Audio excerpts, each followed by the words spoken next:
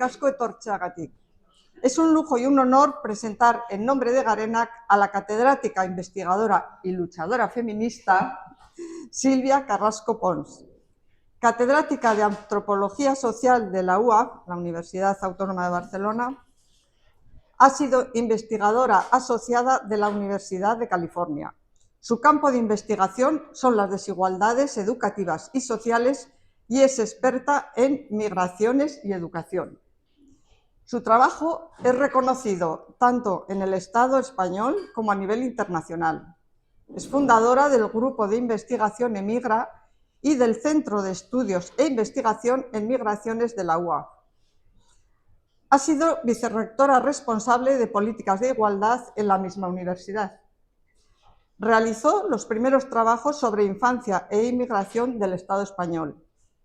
Autora de numerosos artículos académicos y publicaciones en prensa, sus últimas publicaciones se han centrado en el impacto del neoliberalismo en la sociedad actual y la incapacidad de la escuela para hacerle frente, como casi toda la sociedad, es difícil. En 2022 coordinó y escribió La coeducación secuestrada.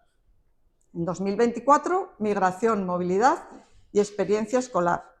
Es presidenta de Feministes de Cataluña y vicepresidenta de Docenco, Docentes Feministas por la Coeducación. Esto es solo una parte de su extenso currículum. Además, quiero señalar que en este año hemos compartido algún chat de trabajo para coordinar algunas acciones feministas en el Estado. Y he podido comprobar su capacidad de trabajo, lo que explica su gran currículum, su cercanía y su disponibilidad, siendo como es una mujer tan solicitada. Silvia Carrasco es una referente para el feminismo actual, con ideas muy claras y con una gran capacidad oratoria para transmitirlas, claro, que eso es lo más complicado a veces. Algo que vamos a disfrutar ahora. Silvia, bienvenida. Benvinguda. Mil esker y pocas, 4 palabras más, ya está. No, muchísimas gracias. Es un placer estar aquí entre compañeras y personas interesadas por este tema, porque debería haber muchísimas más personas interesadas por este tema y entre todas pensar, ¿no? Pensar juntas.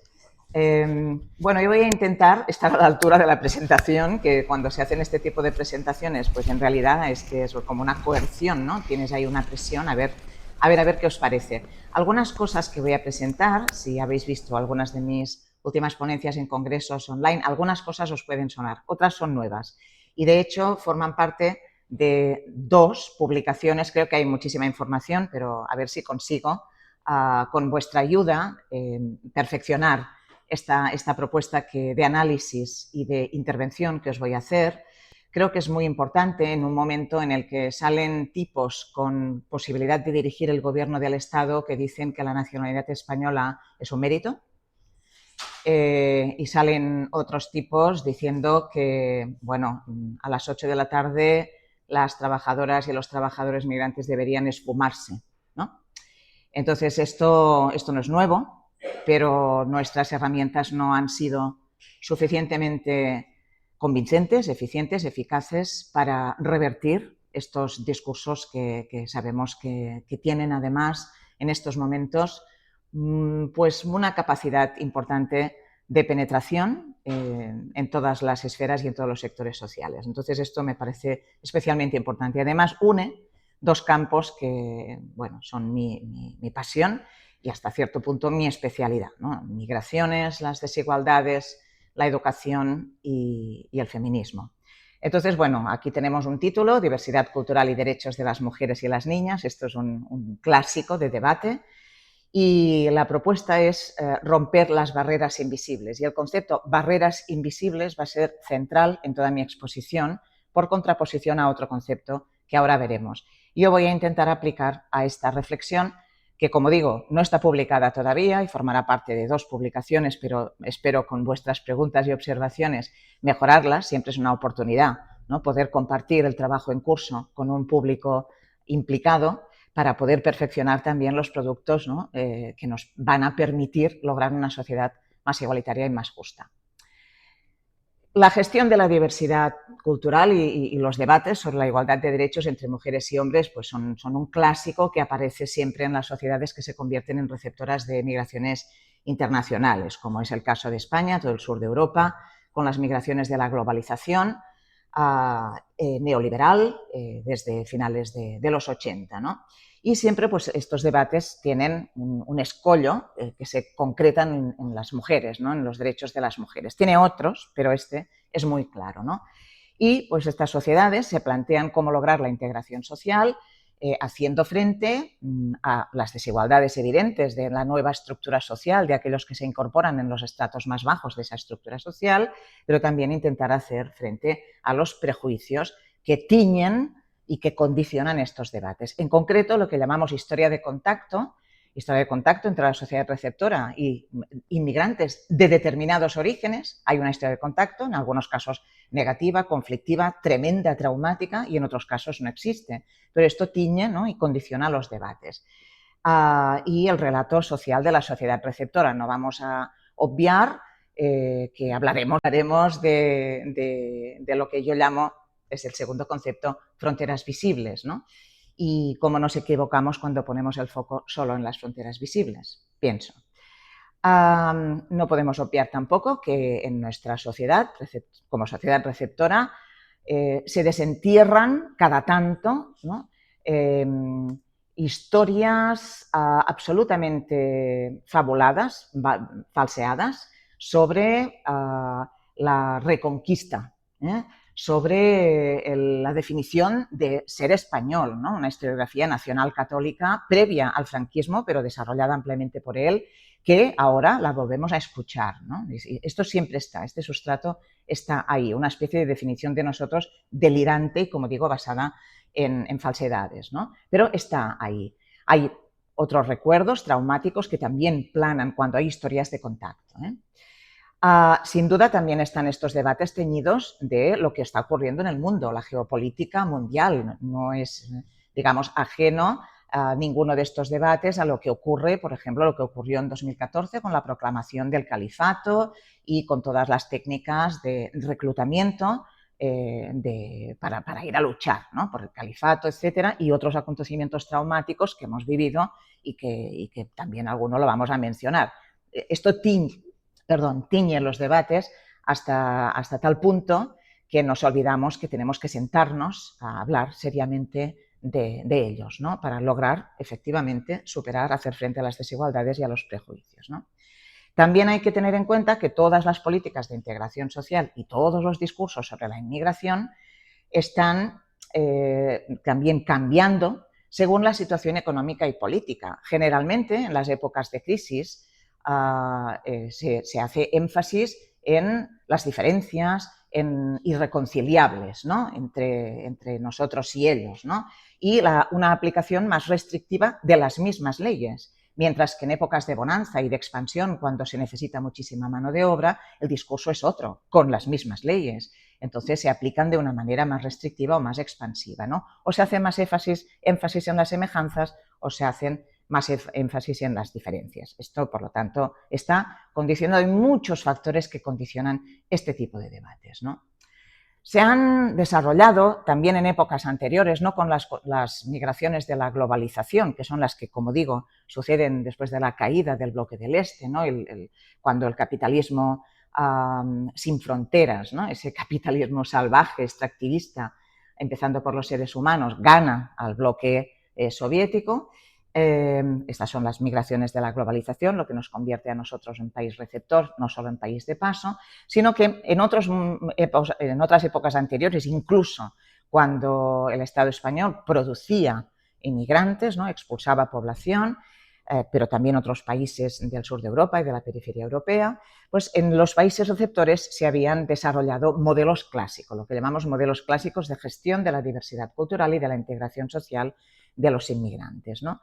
En todos ellos hay siempre un tema, un debate alrededor de los derechos de las mujeres. Pero hay que distinguir entre lo que llamamos fronteras visibles, ahora volveré con ello, y barreras ocultas. Básicamente, los dos grandes modelos son el modelo asimilacionista y el modelo multiculturalista, que vienen representados respectivamente por Francia y por el Reino Unido.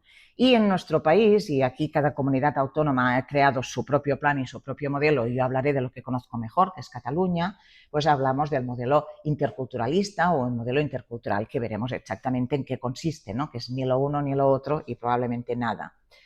Entonces vamos a poner algunos ejemplos de esto, porque lo que me interesa es después ir a hablar realmente de los derechos, ¿no? Para ello hay que recordar qué es y qué no es integración social, porque además, en un momento dado, desde el activismo se ha ido promoviendo una idea que desde la investigación no podemos validar de ninguna manera, y es que no se puede hablar de integración social porque es algo colonial, violento, impositivo. No, esto solo lo dice quien no sabe realmente de qué va esto de la integración social. ¿Qué es la integración social? Lo que deseamos todas y todos para nosotros. Lo que deseamos para nosotros. Integración social es que las personas que llegan a un país puedan vivir en las mismas condiciones legales, económicas y sociales que las personas nativas de esas sociedades receptoras. Eso es integración social, lo que queremos, ¿no? Integración social. Que sean tratadas según la Declaración Universal, creo que está equivocado esto, de los derechos humanos en cualquier parte del mundo, como nos gustaría que nos trataran a nosotras cuando vamos a cualquier parte del mundo.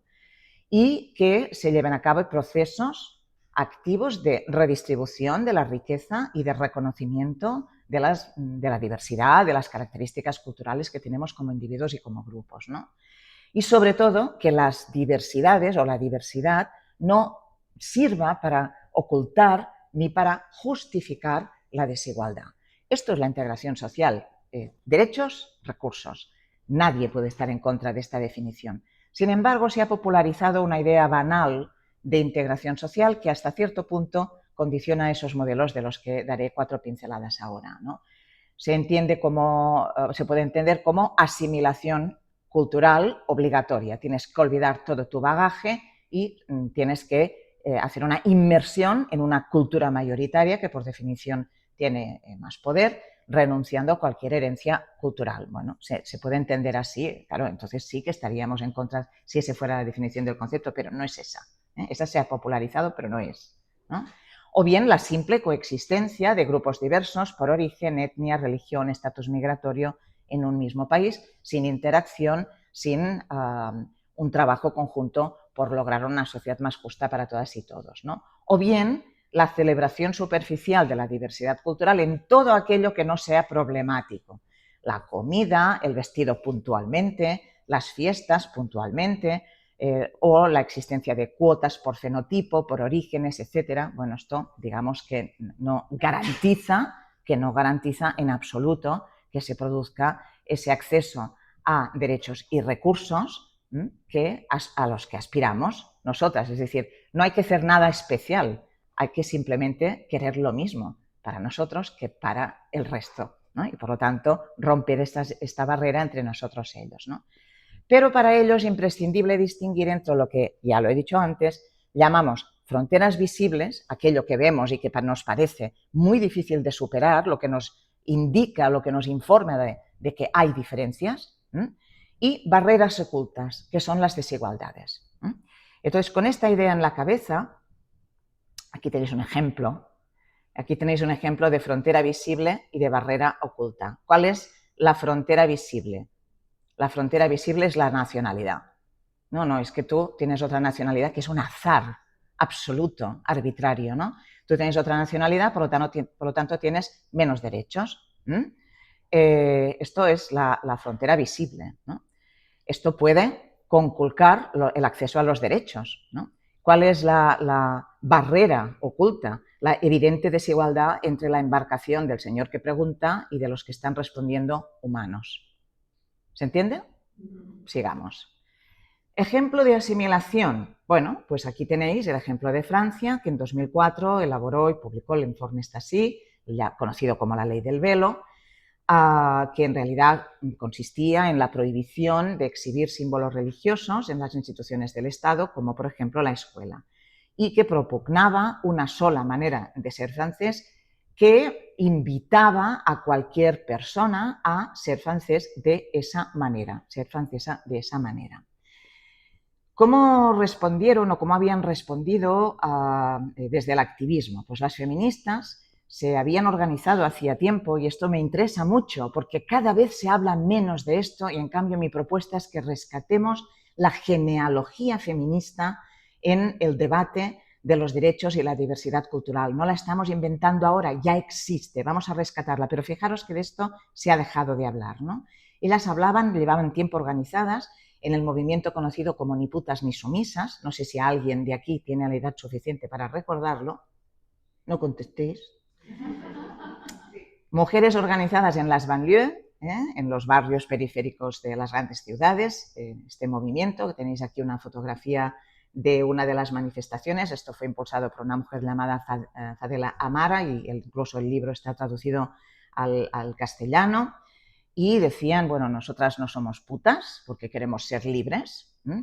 Y no somos sumisas porque nos estáis viendo como sumisas a una tradición cultural que tampoco aceptamos, ¿no? De la cual queremos emanciparnos, ¿no? No sé si llamarlo una tercera vía, para mí es la vía feminista, esta vía feminista que se ha hecho todo el esfuerzo del mundo para erradicar. O sea, este movimiento finalmente cuestiona tanto las bases de la única manera de ser francesa, como cuestiona también el sometimiento de las mujeres a los hombres en determinadas tradiciones culturales, sobre todo aquellas apropiadas por la geopolítica internacional que refuerza la penetración integrista y de esto tenemos que ser muy conscientes y hay que poder hablar de esto con tranquilidad.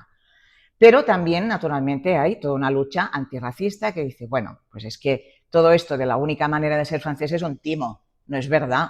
No es verdad porque no sé si estáis familiarizadas con ello, pero hay un momento en que los currículums para encontrar un trabajo, para alquilar un piso, los datos que se mandan, en el gobierno francés tomó la decisión de que no apareciera el código postal para evitar prejuicios, incluso que se pudiera, bueno, camuflar el nombre, etc. Es decir, por supuesto que esto no pasa. Quien quiera ser francés tiene todos los derechos de forma inmediata si se acomoda a esta forma de ser francés. Esto no es así, por supuesto que no. Pero, evidentemente, empezamos pues, con una idea de cuestionamiento de una sola ciudadanía a partir de plantear derechos diversos, ¿no? En este caso tenéis una fotografía de una chica que lleva un doble pañuelo, ¿no? El segundo es el de la tricolor, que reivindica la posibilidad de ser francesas y musulmanas, mientras que alguna de estas cuestiones de la identidad musulmana podría contravenir esta idea de única manera de ser francés laica, ¿no? De no exhibir creencias en este sentido, promovida por la izquierda, pero también por una expansión integrista que aprovecha este agravio de alguna manera, ¿no? Y se va instalando. Desde la investigación que habíamos visto, porque esto hace tiempo que pasó, ¿no? Y se desvaneció ese movimiento que habíamos visto, bueno, pues que con la ley del velo se perdía la capacidad de negociación de muchas chicas. Estos son datos de los 80 y los 90, la situación ha cambiado muchísimo, ¿no? Pero en ese momento decíamos, esa capacidad de negociación de me lo pongo, me lo quito, confiad en mí, soy una devota, por lo tanto puedo salir, puedo tener autonomía, puedo ir a estudiar, puedo trabajar. Entonces, generar esa negociación y esa complicidad para no romper con los vínculos familiares, que en definitiva son los vínculos afectivos primarios de cualquier persona. Hay que pensar en estos términos. Pero también una de las consecuencias es la reguetización y el repliegue identitario. No se pueden utilizar símbolos religiosos, no se puede llevar tal vestimenta, etcétera.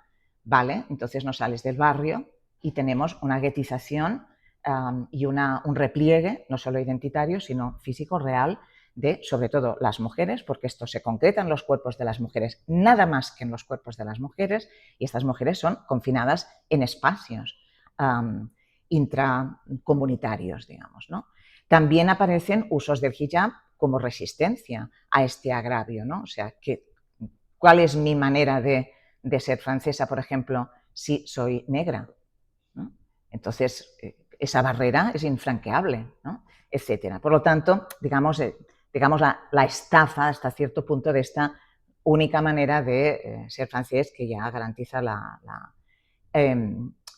integración social, ¿no? Otras consecuencias no previstas, por ejemplo, esto pasó, muchas madres que con el trabajo de años de profesoras habían logrado que entraran en las escuelas, colaboraran, hicieron un trabajo conjunto, madres que algunas llevaban símbolos religiosos o hijab, otras no, etcétera. Bueno, pues estas madres de repente no podían seguir entrando en las escuelas. Es decir, hay que pensar en todo esto. ¿Qué pasaba con las mujeres mayores en las escuelas de adultos, por ejemplo, ¿no? Entonces, a pesar de esta promesa de una manera de ser francés a la que todo el mundo se puede adscribir, se crean comunidades separadas. Y en paralelo, y esta frase va a estar en los 3 modelos, se produce una radicalización política en todos los sentidos, las crisis la agravan, se generan nuevos discursos excluyentes, hay acciones traumáticas de todo tipo y se polarizan las posiciones, que es hasta llegar al momento actual.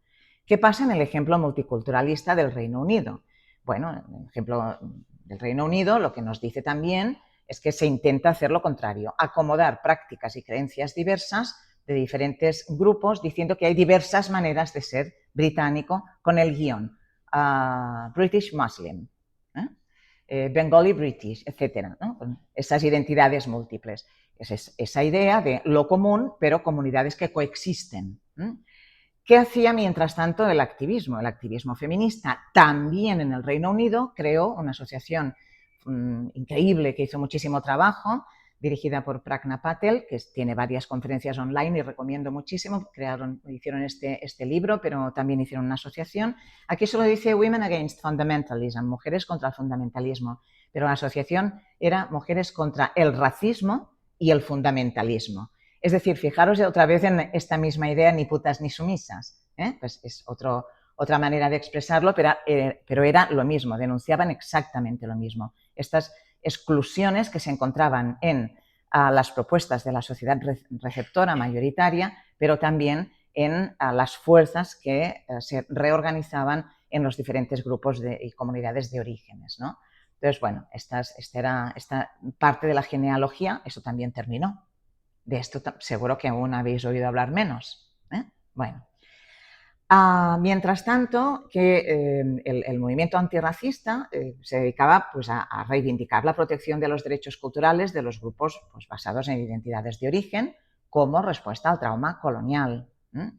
Y, por supuesto, promovido por grupos progresistas, por la izquierda, pero también con una progresiva infiltración que, por supuesto, pues, ha dado lugar a una tergiversación integrista hasta tener tribunales de la Sharia en estos momentos en el Reino Unido, ¿no? De alguien que defiende que hay incluso justicia diferente, ¿no? Para diferentes grupos que coexisten, ¿no? ¿Qué decía la investigación? Esto lo he vivido mucho más de cerca a nivel como investigadora que no en el caso francés. Pues combinar el respeto a la diferencia con la lucha contra la desigualdad, y incluso en un país con una lengua que es la hegemónica mundial como el inglés, he visto prácticas de multilingüismo en las escuelas que no los he visto en ninguna otra parte del mundo. Prácticas reales de multilingüismo. Entonces, eso es posible hacerlo, ¿no? De todos encontramos, como digo, elementos que han sido muy interesantes y otros fracasos que en la actualidad pues estamos viendo esta división y esta radicalización, ¿no?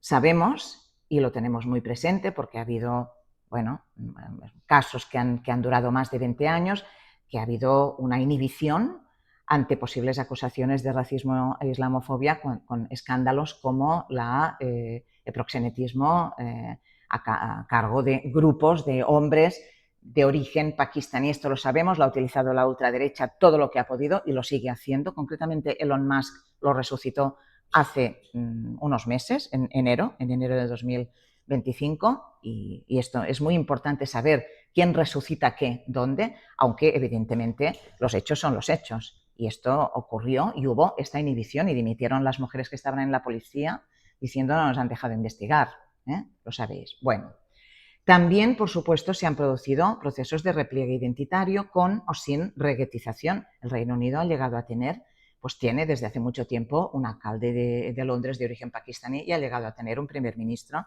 de origen pakistaní, quiero decir. Bueno, esto no es para todo el mundo igual, pero sí que este ha sido el modelo, ¿no? lo mismo, radicalización política, crisis, discursos excluyentes, acciones traumáticas, esto lo hemos vivido en todas partes. Y luego vamos a ir a Cataluña, que así podemos hablar mal, que estoy lejos, ¿no? Bueno, entonces pongo un ejemplo de un fragmento que da igual cuando lo leas. ¿Sabéis esto que circula por las redes? Tal cosa, da igual cuando lo leas. Este es un fragmento de un plan de integración, da igual cuál sea, del año que sea. Creo que es del que terminaba en el 2020 y ahora no tienen nuevo plan porque todavía están pensando a ver qué plan, ¿no? Fijaros, hay que leerlo, ¿eh? Este plan se articula en torno a los conceptos de la interacción, la inclusión, la diversidad y la pertenencia y se organiza en 4 grandes ejes correspondientes a la interacción en una sociedad diversa y cohesionada, la inclusión social para todos con independencia del origen, la acogida e integración de personas refugiadas y la gestión integral de las políticas. Bueno, en la práctica, ¿esto qué significa? Una distancia enorme, abismal, entre discursos y políticas reales de inclusión social. Encontramos pues toda clase de discriminaciones por origen, énfasis en identidades y un relato como sociedad, como tierra de acogida. Cataluña es diferente de cualquier otra tierra, es una tierra de acogida, siempre hemos sido una tierra de acogida, no sé en qué siglo se inventó esto. Una promoción del asociacionismo inmigrante para una gestión comunitarista. ¿Esto qué quiere decir? Que se asocien, entonces yo tengo solamente un interlocutor que suele ser un tío, generalmente un imán. Entonces ahí, digamos, la democracia se conculca en este sentido, ¿no? Pero esto a la administración le va muy bien porque tiene interlocutores únicos y no tiene que preocuparse de ver la diversidad de estas comunidades, ¿no? y buscar las voces discrepantes, ¿no? Ejemplo, el gobierno autonómico tiene como interlocutor al Consell Islàmic. O sea, ahora imaginaros que para gestionar las políticas de igualdad del resto de la población, el interlocutor del gobierno fuera la conferencia episcopal. ¿Pero esto qué es? ¿Esto qué es? Ah, claro, pero esto afecta a unos sectores de población, ¿no? Y concretamente a unos sectores de mujeres, ¿no? Y niñas, ¿no? Se evitan los debates, sobre todo después de los grandes hechos traumáticos del 17 de agosto de 2017, y no se habla de derechos, pero sí se habla continuamente de convivencia. Convivimos, convivimos, convivimos. No romperéis la convivencia, claro, en comunidades absolutamente separadas. Pero ¿qué convivencia? Si no hay convivencia, lo que hay es una estratificación social y una explotación laboral y una jerarquía cultural absoluta. ¿Qué convivencia es esa, no? Entonces, por ejemplo, cuando aparecen elementos, y me adelanto, ¿no?, sobre qué ha pasado con una chica que no la dejan ir a hacer no sé qué actividad escolar, o al revés, una escuela que no deja que una chica que lleva hijab, por ejemplo, pues acuda a, no sé, se matricule en tal cosa. Es decir, venga por donde venga el asunto. El gobierno liquida el asunto diciendo aquí no hay ningún problema de convivencia. Es decir, nadie aborda el debate de los derechos. Se habla de convivencia. Vale. Desde la investigación, ¿qué decimos? Pues que se produce, hemos visto cómo se está construyendo una sociedad étnicamente estratificada y así lo viven las generaciones más jóvenes, donde tenemos 1 de cada 4 chicos y jóvenes de entre 0 y 29 años que tiene algún origen, si no ambos, extranjero en Cataluña en estos momentos, ¿no? Pero esta estratificación es real, con un 30% de pobreza infantil en la que están ultra sobre representados los hijos e hijas de los inmigrantes extranjeros. Quiero decir, ¿por qué de esto no estamos hablando, no?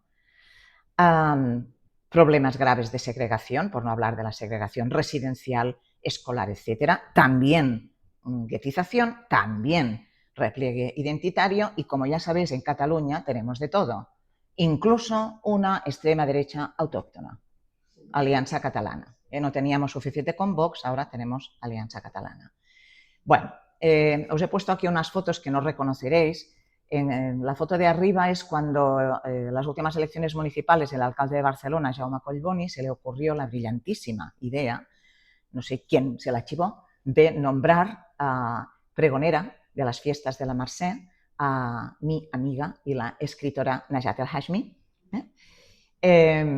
y se aliaron los grupos queer transactivistas con el Consell Islámico, que las tres organizaciones, que no sé si se ve bien, que firmaron, ¿no?, un comunicado de prensa, se aliaron diciendo que no podía ser, esta mujer era islamófoba, ¿no?, y además era transfoba y por lo tanto no podía ser pregonera de las fiestas de la Mercè, en alianza absoluta cuando estamos hablando de universos culturales mutuamente excluyentes, pero para atacar el nombramiento de Najat El Hashmi se pusieron de acuerdo rápidamente.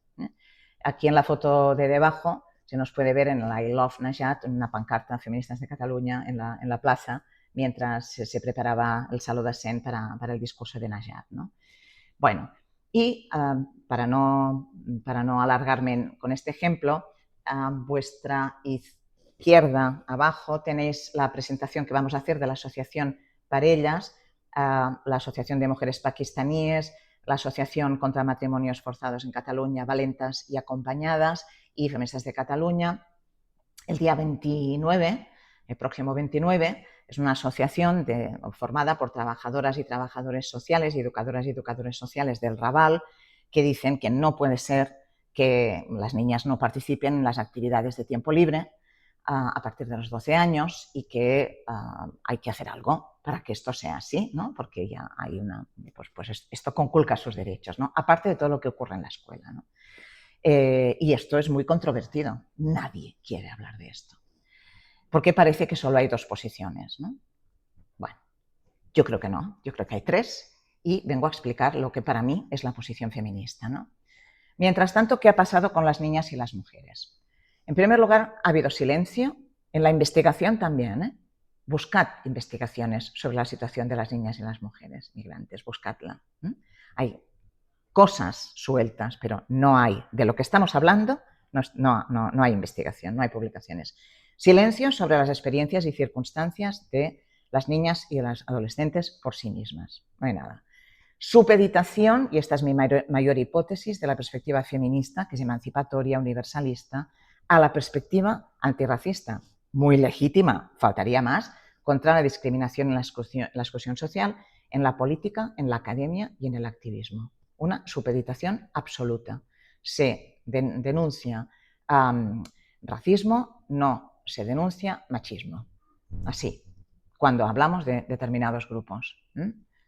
Hay una inhibición y una simplificación de la interseccionalidad, que no es lo que explican determinadas leyes, por ejemplo, pues en su preámbulo definiendo mal interseccionalidad, como si se tratara de unas posiciones inamovibles de privilegios y opresiones, cuando no es así, ¿no? Precisamente de lo que nos habla la interseccionalidad es de la complejidad de las múltiples opresiones que nos atraviesan en distintas medidas, ¿no? Y también de las aparentes contradicciones del artículo 14 que ahora pasaré a explicar.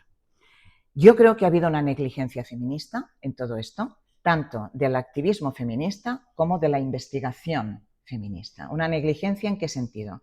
Empezamos a investigar en 2004, se publicaron estas dos cosas, yo fui coordinadora del primero de los estudios sobre otra minoría de la que tampoco hablamos, gitanas y gitanos, éxito escolar, etcétera, o la escolarización de las hijas de inmigrantes, y esto se pierde, se deja de hablar de esto.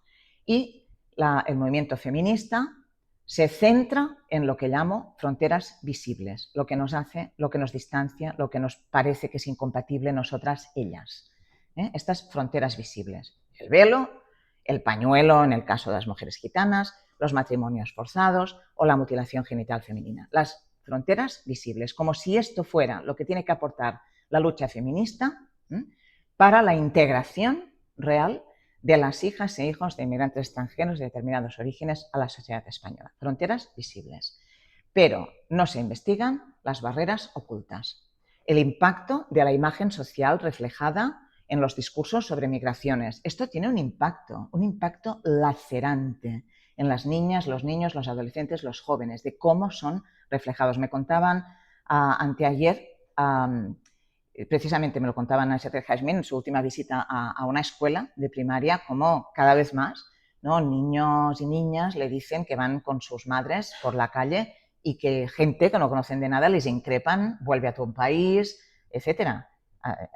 mujeres con niños por la calle, no estamos hablando de grupos de jóvenes que dan miedo, mujeres y niños por la calle, es decir, bueno, pues esto ahora pasa, sí, otra vez, pero pasan muchas otras cosas, ¿no? Este impacto de la imagen social reflejada que se suma a la precarización económica, a la discriminación a la hora de poder ejercer cualquier derecho, alquilar un piso, encontrar un trabajo, seguir estudiando con los recursos adecuados o, por ejemplo, que se tengan en cuenta aspiraciones y expectativas más allá y no que se piense que determinados niveles educativos ya son más que suficientes y no se haga ningún esfuerzo extra, etcétera.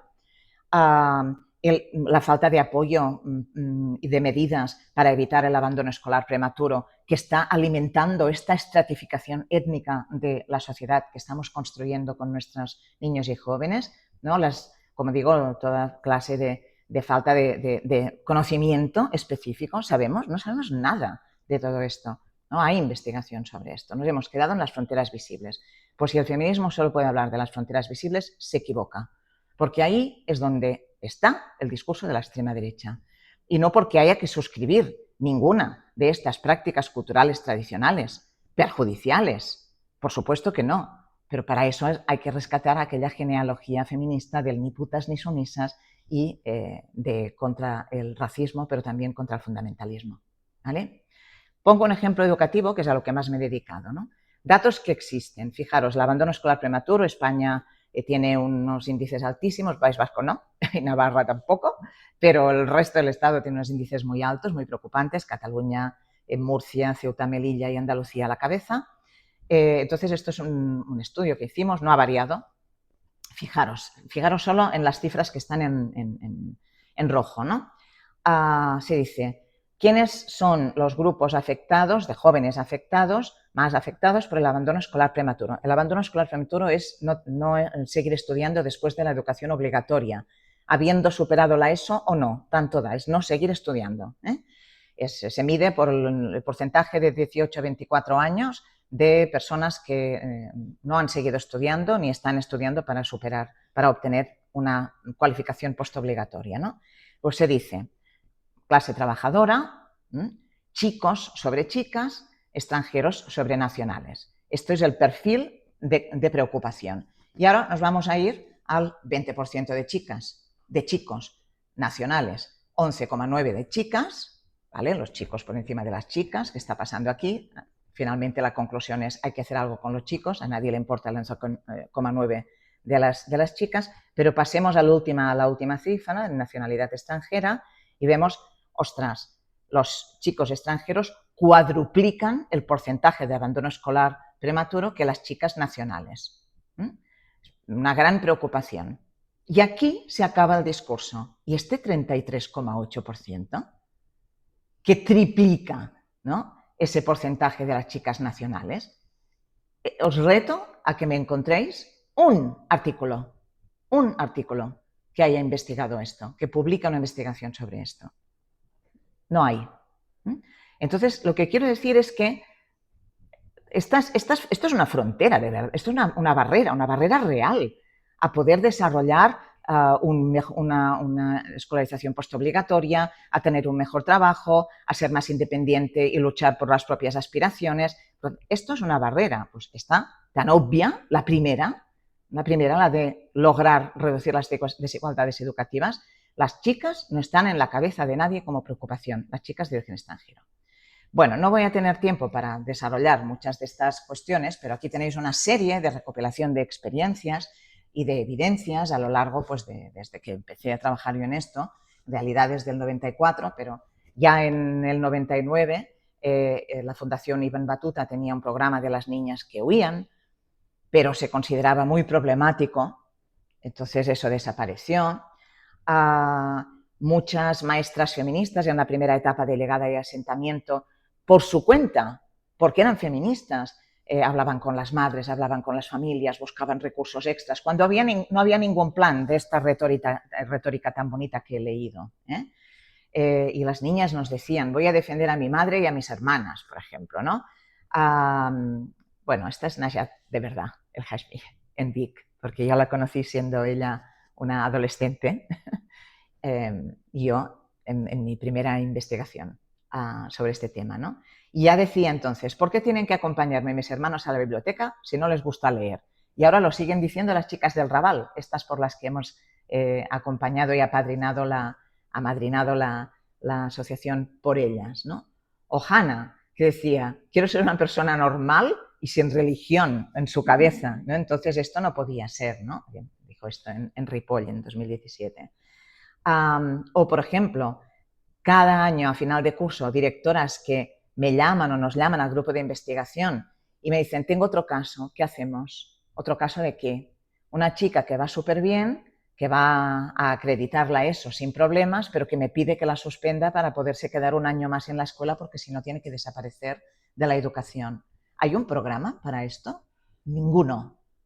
Ninguno. No están en la cabeza de nadie. Por ejemplo, una investigación que hicimos en Melilla sobre menores no acompañados para Save the Children. Esto me gusta mucho decirlo en público porque es una crítica que quiero hacer continuamente a Save the Children, que sigue teniendo ese informe en un cajón, ¿no? Y encontramos un montón de chicas. Pero no, esto no estaba previsto. No, chicas no hay, las chicas están muy bien resguardadas, están con las monjitas, ¿no? No salen como los chicos que se escapan, vuelven, entran, tal. ¿Quién espera cuando cumplen 18 años a la puerta de determinados centros para traficarlas y encontrarlas después en un bordel de la Jonquera? ¿Quién espera? Pues proxenetismo. Entonces, ¿por qué no? Esto es un informe realmente para saber qué está pasando con todas estas niñas inexistentes. Bueno, lo que hacen en la asociación Valentas y Acompañadas, pues ayudar a evitar estos matrimonios forzados que, como sabéis, pues, han dado lugar pues, a asesinatos, el asesinato de 2 hermanas en Tarrasa, cuando fueron a Pakistán, pues, a conocer a la familia de sus maridos, ¿no? O bien las chicas que llegan a la universidad y al cabo de poco tiempo, de origen marroquí, he tenido muchas alumnas, al cabo de poco tiempo, pues está la Asociación de Estudiantes Musulmanes y dices, es que tú no eres de los suyos, tú eres de los nuestros. Entonces tienes que ponerte un marcador, ¿no?, de resistencia, de identidad. Entonces entran sin velo y salen con velo. Quiero decir que todo esto hacemos ver que no pasa, no lo estamos abordando. Pero hay que entenderlo, hay que entenderlo. Bueno, no importa. Como digo, por ejemplo, el programa de Valentas y Acompañadas que fueron acusadas de racismo en 2022. Las mujeres progresistas, feministas, acompañando a estas chicas, ¿no? Porque pues estaban interviniendo, ¿no? Bueno. O cuando se produjo un boicot en la Universidad Autónoma de Barcelona cuando propuse la presentación del ensayo de Najat El Hashmi, que si no lo habéis leído lo tenéis que leer. Siempre han hablado por nosotras, porque íbamos a hacer el juego a la extrema derecha. Entonces, todos los grupos de investigación de mi centro, de este centro que creé, excepto 2, hicieron boicot.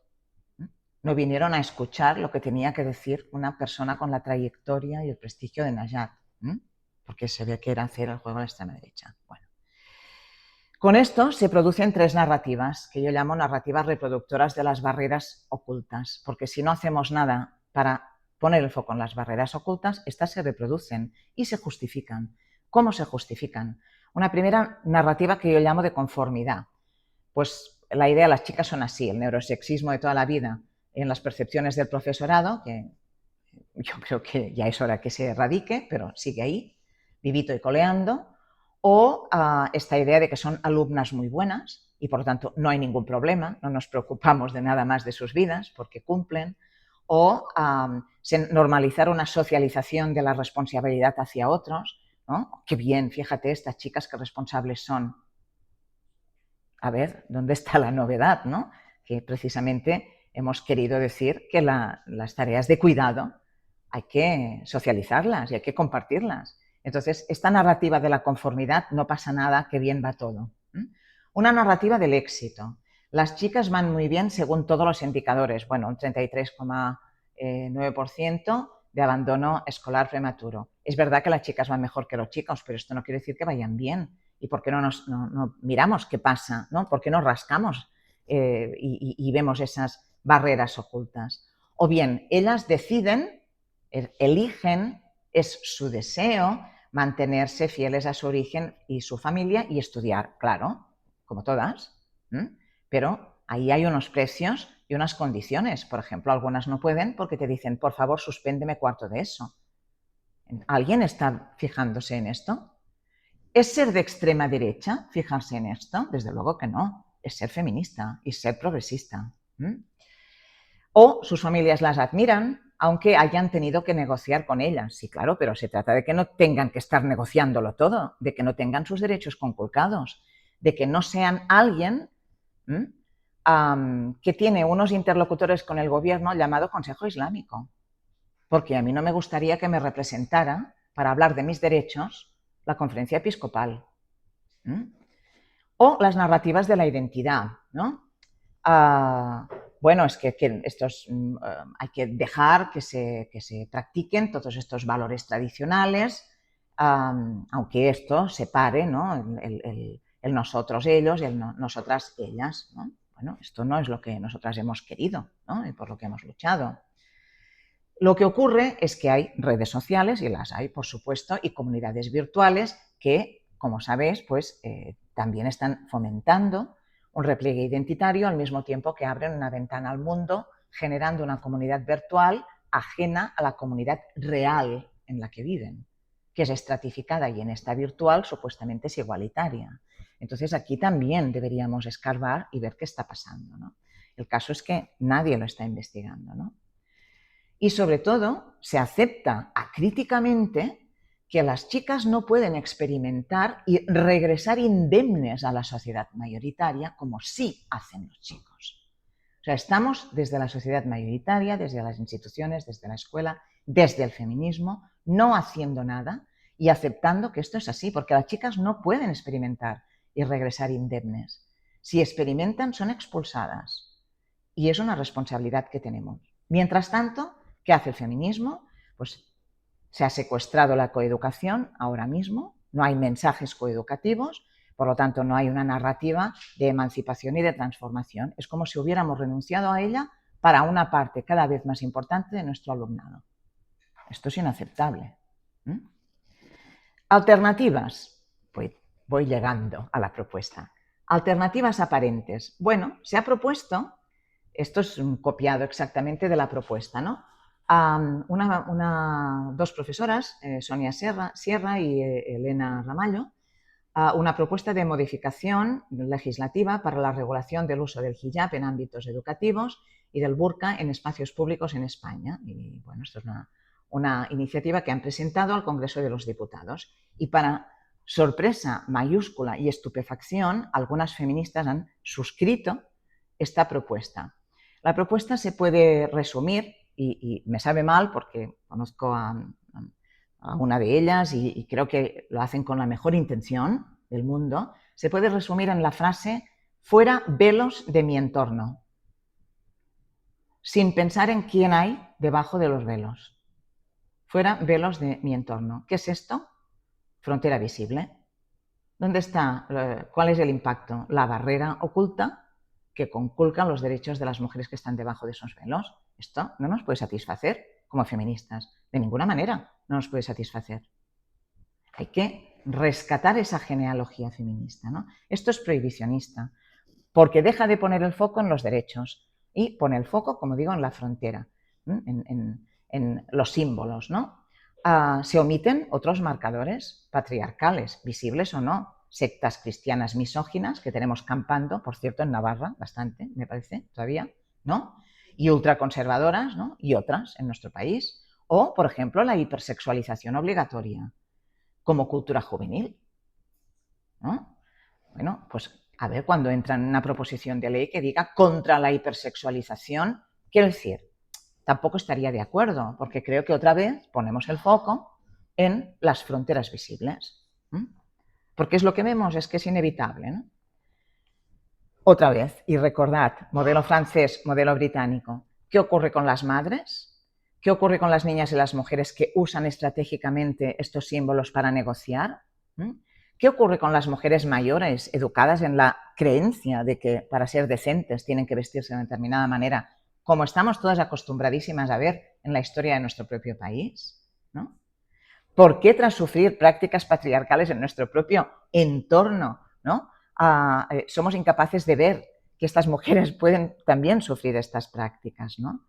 Y cómo han negociado y cómo están negociando y cuál es la situación de las mujeres en diferentes situaciones, ¿no? Esta propuesta no plantea un abordaje global, justo y estratégico, no plantea alternativas que permitan partir de analizar cuáles son las barreras ocultas y darle la vuelta, por ejemplo, con mensajes coeducativos explícitos en la escuela que se han perdido, se están inhibiendo estos mensajes con el respeto absolutamente por todas las creencias, igual que tenemos por todas las creencias políticas, por ejemplo, ¿no? Bueno, y además, como digo, se está ignorando el impacto que ha tenido este tipo de estrategias en modelos clásicos que ya pertenecen a otra etapa de las migraciones, como el asimilacionista y el multiculturalista, ¿no? Es que se está ignorando todo el conocimiento acumulado, ¿no? ¿Cuál sería la propuesta feminista? No hagáis caso a que hay mucha letra, solo me interesa que nos leamos las frases en morado. 1. Recuperar la coeducación como crítica cultural. La coeducación es crítica cultural. Queremos transformar la sociedad sobre las bases de unas relaciones entre chicas y chicos basadas en el respeto y la igualdad para erradicar toda clase de violencia y opresión. Es una crítica cultural a la cultura heredada, a todas las culturas heredadas. Por lo tanto, recuperar la coeducación como crítica cultural activa, como herramienta fundamental del feminismo y de la investigación feminista, del activismo feminista y de la investigación feminista, para hacer frente a este repliegue, esta división social, esta fragmentación, esta guetización, porque la educación es la principal herramienta que tenemos, ¿no?, para combatir desigualdades en todos los frentes y con todas las personas, a todos los niveles, empezando por estas desigualdades estructurales, o solo aplica una parte y el resto que lo decida el Consejo Islámico. Es que no puede ser, estamos siendo muy racistas haciendo esto, ¿eh? Bueno, tenemos unas leyes que son muy claras, que establecen pues, que es incompatible la imposición de cualquier tipo de marcadores sobre un sexo, en este caso sobre las mujeres, ¿no?, y que las limite y que además imponga una interpretación moral al comportamiento de la mitad de la población, que no impone hacia la otra mitad de la población. Estas herramientas existen, ¿no? Persiste la ideología del honor diferencial entre los sexos, pero cuidado, no entre determinados grupos migrantes, en toda la sociedad. Si no, no tendríamos 100 mujeres asesinadas cada año, 100 mujeres asesinadas cada año en España.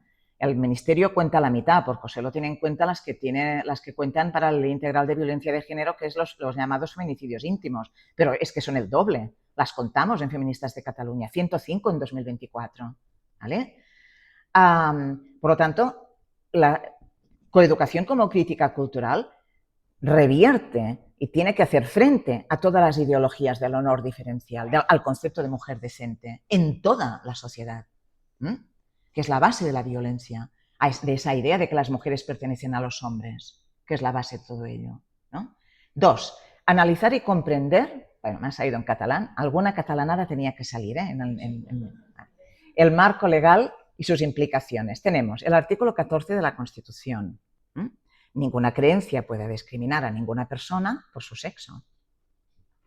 Nadie puede ser discriminado por su creencia, nadie puede ser discriminado por su sexo. Ninguna creencia puede discriminar por sexo. ¿Por qué no se hace esta lectura del artículo 14? De la misma manera, la Convención Internacional de los Derechos de la Infancia, suscrita por España. Ni el nacimiento ni la nacionalidad pueden suponer en ningún caso una limitación de derechos a ninguna persona menor de 18 años, porque lo dice claramente, ¿no? Esta convención internacional dice que tenemos los mismos derechos, todos los menores en todo el mundo, en los países que la han suscrito, que solo hay 3 que no la han suscrito: Estados Unidos, Corea del Norte y creo que Somalia. O sea que ahí tenemos también un amparo universal, ¿no? El Convenio de Estambul para erradicar la violencia contra las mujeres y las niñas. ¿Qué dice el Convenio de Estambul? Tiene un artículo clarísimo que apuesta por la coeducación, la educación para la igualdad. donde define claramente que la opresión de género para erradicar la violencia machista, nuestra ley integral contra la violencia de género, vigente, nuestra ley de igualdad entre mujeres y hombres y todas las leyes autonómicas que la replican, lo dicen claramente. Muy bien, entonces, ¿qué hacemos? ¿No? Tercer punto, intervenir garantizando derechos y recursos para ejercerlos. Esta es la diferencia. Intervenir, pero garantizando derechos y recursos para ejercerlos. ¿Os acordáis de aquella idea de qué es integración social? Derechos y recursos, redistribución y reconocimiento. Por lo tanto, aplicar la coeducación absolutamente a todas las esferas en las que se puedan dar actividades educativas y que tengan por objetivo lograr la igualdad, hasta el final, al menos, de la educación obligatoria. Garantizar los derechos de todas las niñas y las mujeres es luchar contra el racismo y la desigualdad. Vamos a darle la vuelta a eso que había pasado, que es que la agenda antirracista había conculcado, había ocultado la agenda feminista. Esto no puede seguir pasando. Hacerlo al revés, es decir, garantizar los derechos de todas las niñas y las mujeres, es antirracista. Lo contrario no. Lo contrario es lo que nos ha pasado, ¿no? Por lo tanto, tenemos que encontrar una manera, una posición feminista ante este debate en los derechos de las mujeres y la diversidad cultural que no sea ni la asimilación excluyente ni el falso empoderamiento, sino una verdadera posición que nos permita reconciliarnos con esta genealogía, de esta crítica doble. ¿Cómo? Bueno, aquí no veréis nada. Esto no está publicado y esto es todo abstracto de momento, pero en el texto lo tendréis en escrito, ¿no? No sé si recordaréis que circula un cuadro parecido que usa los mismos colores, que es el cuadro de las diferentes posiciones ante la prostitución. Las que sois feministas activas en movimiento, esto os sonará, ¿no? La primera columna es la columna tradicionalista, prohibicionista, clásica de la Iglesia Católica, que dice, no, es que siempre ha habido y siempre habrá prostitución, entonces, ay, las mujeres, el estigma, y claro, los hombres tienen unas necesidades sexuales, entonces lo que hay que hacer, bla, bla, bla. Bueno, tolerar porque es inevitable. La segunda columna, en el otro cuadro, nos habla de la posición neoliberal, ¿no? El sexo comercial, la explotación sexual como un trabajo como cualquier otro, etcétera, etcétera, ¿no? Y la idea de el capital erótico como algo que tienen todas las mujeres y las chicas, etcétera.